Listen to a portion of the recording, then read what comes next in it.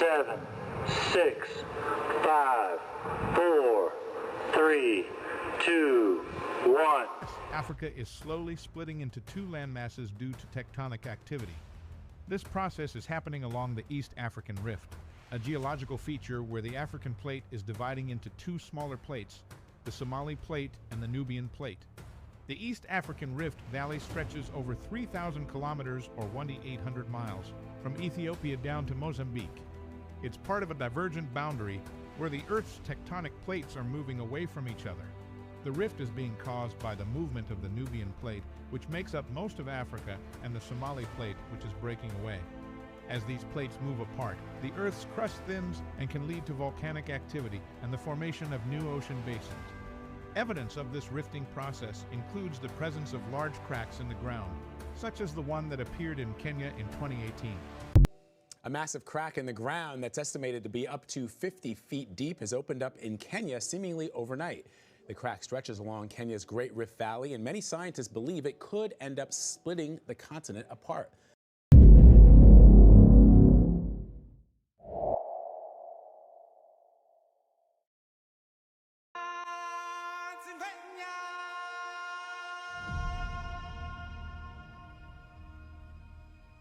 This story begins far beyond the mountains and the shadows. On the other side of the light.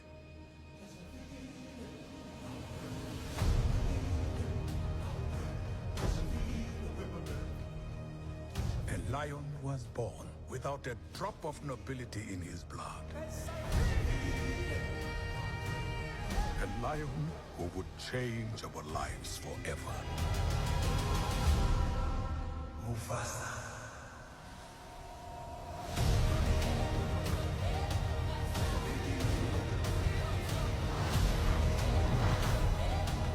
The earth will shake. Destiny awaits you.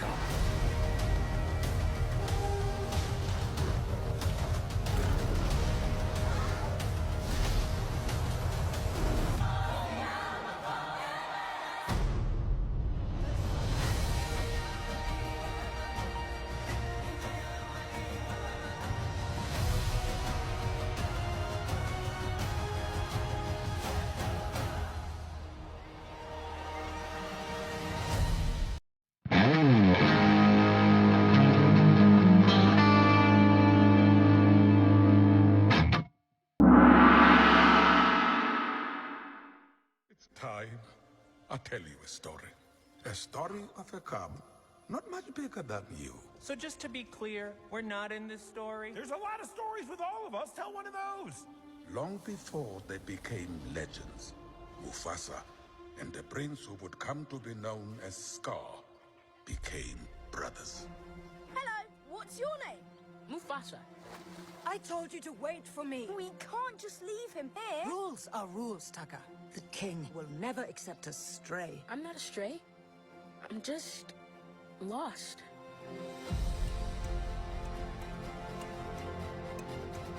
We do not associate with outsiders. Taka is the future king. We must protect the bloodline. But, Dad, I saved his life.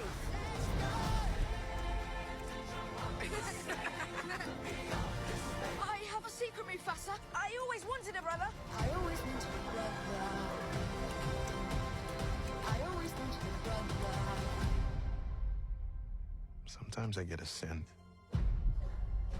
It's barely a trace on the wind. And it smells like home. And then it's gone. You and Taka together, that is home. Now both of you go. Find your place in the circle of life. The circle is broken. There will be one Lion King. Mufasa, run!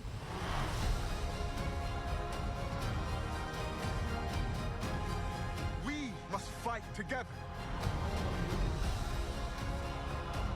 If we fight, we die. Just to be clear, I never signed up for this. I'm here to protect you, my brother.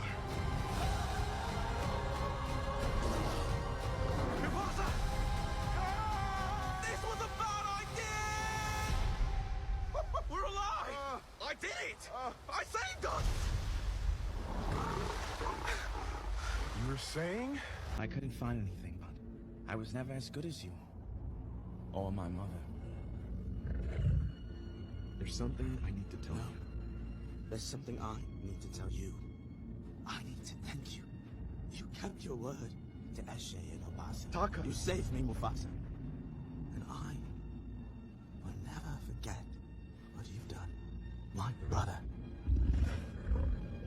Oh, guys, I have found a way down just beyond those near peaks. Is it something I said?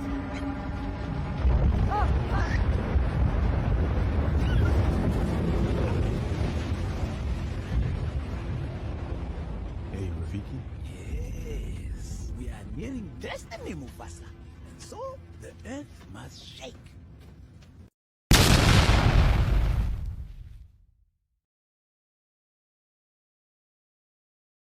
In Ethiopia's Rift Valley, Fantail volcano is showing increasing signs of instability. Within the past 24 hours, multiple earthquakes have shaken the region, the strongest measuring 4.9 in magnitude. These quakes are part of an escalating seismic swarm that has been growing in intensity over the last week. Ground fissures have appeared in the Awash area, stark evidence of the immense tectonic forces at play. The cracks indicate that magma may be rising beneath the surface, creating pressure that could lead to an eruption. The volcano lies along the East African Rift, a zone where the African continent is slowly tearing apart. Fantail's history includes violent eruptions, which have shaped its massive caldera. The latest activity raises fears that this dormant system could awaken once again. Scientists are monitoring the region closely, tracking seismic activity and signs of ground deformation. The situation remains volatile, and authorities are urging residents to prepare for possible evacuations. Further updates will be critical as the region faces an uncertain and potentially dangerous period ahead.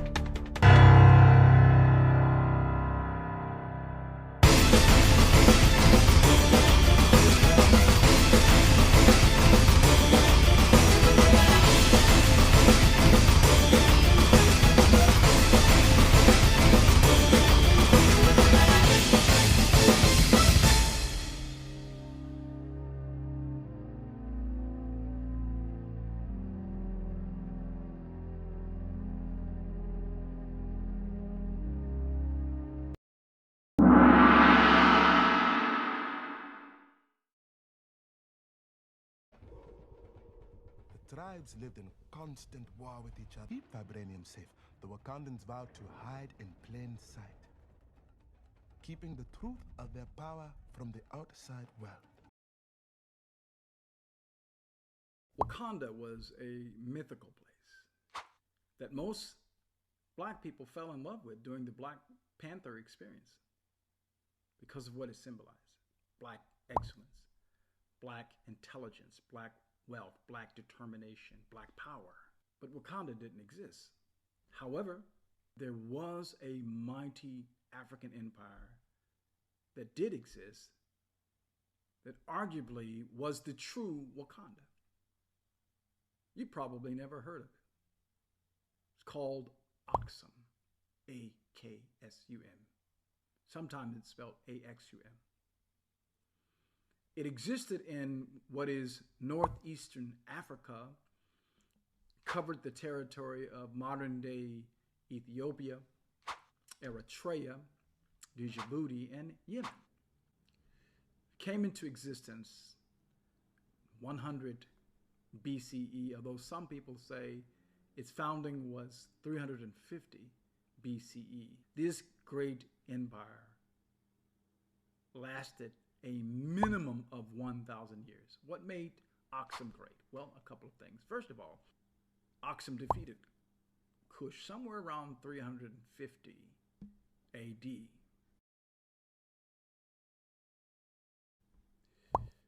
Axum was also great because it was situated on the Red Sea, and from its port city of Agilis, it controlled the maritime trade routes, ships entering and exiting the Red Sea on their way to the Indian Ocean to trade with China and India and points beyond. So Axum charged a toll or a tax to go in and out of the Red Sea. Aksum traded in silk and other fine linen and gold and silver and pottery. It was a place of commerce.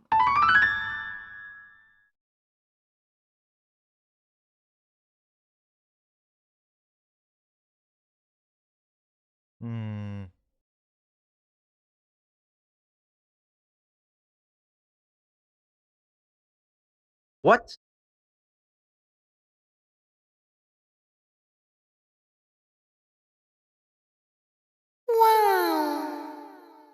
In the heart of the Abyssinian highlands, the Tor, and inside of the city of Aksum, now called Aksum in Tigray, the oldest Bible on earth has been discovered. The writing is organized in fine letters in the Abyssinian language Ge'ez, a South Arabian language. Despite the Italian colonization of Abyssinia and a fire in the church, the book is still perfectly preserved. You'll find in this book 3 important pieces of information. First, the Jerusalem Temple is located in the Abyssinian highlands. The Jerusalem Temple is located in the Abyssinian highlands.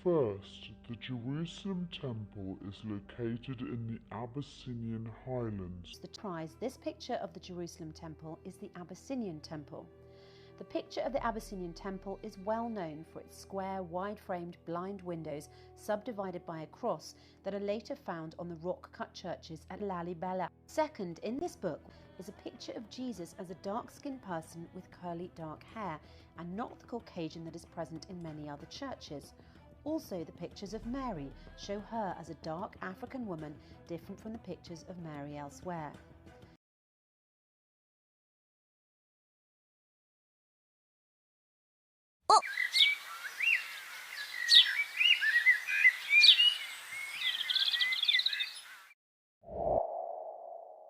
The Holy Family started from the south, from Abyssinia, passing through Sudan by the valley of the Nile up until it reached Asyut in Egypt as we know it today. The Holy Family lived in Asyut for 6 months and 10 days, which is considered the longest time they spent in one place during their journey in Misr, which means Egypt plus Sudan, and until the Abyssinian highlands where the river Nile originates. The essence of the problem is replacing Misr in recent Bibles with Egypt as we know it today. Hence, the journey of the Holy Family had to follow the borders of Egypt, which restricted the journey to start at Palestine, passing through the Sinai Desert and northern Egypt, ending in Asyut, and a return journey from Asyut to Palestine. It also becomes difficult to comprehend how the Holy Family managed to travel through the hardships of the deserts in Sinai and Palestine on the back of donkeys, instead of believing that they'd had a seamless journey along the Nile Valley, passing through greenery and fertile lands with abundant water and crops in their paths from Abyssinia all the way to Asyut. The Vatican's narrative around the Holy Family's journey from Palestine to Asyut might not be as convincing as the story documented in the oldest Bible, written more than 2,000 years ago and preserved in the Abyssinian highlands, the Tor. This book states that the trip started from Abyssinia all the way to Asyut and back to Abyssinia, back to Abyssinia, back to Abyssinia. Precisely, it stated where it ended at the land of Tana in the Abyssinian Tor. What if I tell you that the Yeha Temple is the actual place that used to hold the true Ark of the Covenant before it was moved to the Church of St. Mary of Zion in Ethiopia? This church is surrounded by tight security and no one is allowed to approach it except for one priest who spends his life inside and has to be a descendant of Prophet Solomon. The Yeha Temple is the sacred house, Bayt al-Muqaddas, that people raised on the Tor, the Abyssinian highlands, referring to the house frequented, or al-Bayt al-Mamur, before the rise of Islam and Christianity. So what is this Tabut, or Ark of the Covenant? The Ark of the Covenant is the most important religious artifact for the 3 monotheistic religions, Judaism, Christianity and Islam. For Muslims it is called Tabut al-Sakina, or Ark of Tranquility. It was mentioned in the Quran in verse 248 al-Surat al-Baqarah. And further their prophet said to them, a sign of his authority is that there shall come to you the Ark of the Covenant, the Tabut, with an assurance therein of security from your Lord, and the relics left by the family of Moses and the family of Aaron, carried by angels. In this is a symbol for you if ye indeed have faith. First, Bayat al-Maqdis is an Abyssinian Ge'ez word meaning the place of worship where you put the Ark of the Covenant, the Tabut. Yeha Temple was the place that preserved the Ark before it moved to its current location. As for the area that is called Bayat al-Maqdis, that we know in Palestine right now, it was not called that during the time the Muslims entered Egypt. This area was called Il-Iliya, and the proof lies in the covenant of Omar ibn al-Khattab, the second caliphate to Prophet Muhammad. When Muslims entered Palestine, Omar established this covenant with the indigenous population, which is known as the Covenant of Omar, and it has been saved until now as an official artifact that shows the tolerance of Muslims with their neighbours. In this covenant, Omar offered security and protection to all the residents of Palestine after the lands were opened by Amr bin al-As and Abu Ubaidah bin al-Jarrah. Omar wrote in his covenant, "In the name of God, the merciful, the compassionate, this is the assurance of safety which the servant of God, Umar, the commander of the faithful, has given to the people of Il-Iliya. He has given them an assurance of safety for themselves, for their property, their churches, their crosses, the sick and healthy of the city, and for all the rituals which belong to their religion. Their churches will not be inhabited by Muslims and will not be destroyed. Neither they, nor the land on which they stand, nor their cross, nor their property will be damaged." This implies that the region in Palestine that we refer to as Bayat al-Maqdis did not hold such a name back then. Rather, it was called Il-Iliya. It's time for another important question. Since Bayat al-Maqdis is on the Abyssinian highlands, the Tor, does this imply that Jerusalem has to be there as well? You might be surprised to know that in the heart of the Abyssinian highlands and in one of the most sacred cities in Christianity, known as Lalibela, there are 11 temples, or now churches, carved in the rocks. Together, they represent the biggest compound of harmonious temples in the world, and since 1978, they are considered UNESCO World Heritage Sites. The age of these temples, or now churches, is unknown, but the local stories say that they started to carve them in the age of King Lalibela, who ruled Abyssinia at the beginning of the 13th century. African archaeologists and scholars, however, have proved that the carving started centuries before that, as they have found archaeological evidences and digging tools dating back to centuries BC. They were named Lalibela in the memory of King Lalibela. These temples, or churches, are structured in a totally contradictory way to other buildings in the world. They were not built from bottom to top. In fact, they were carved out from top to bottom. The Israelites are active, who gon' calm us down? Messiah gon' rule a planet this time around. Humble said, we gotta repent. Not a lie was told, fourth quarter. Ballers in our court, this ain't the time to fold.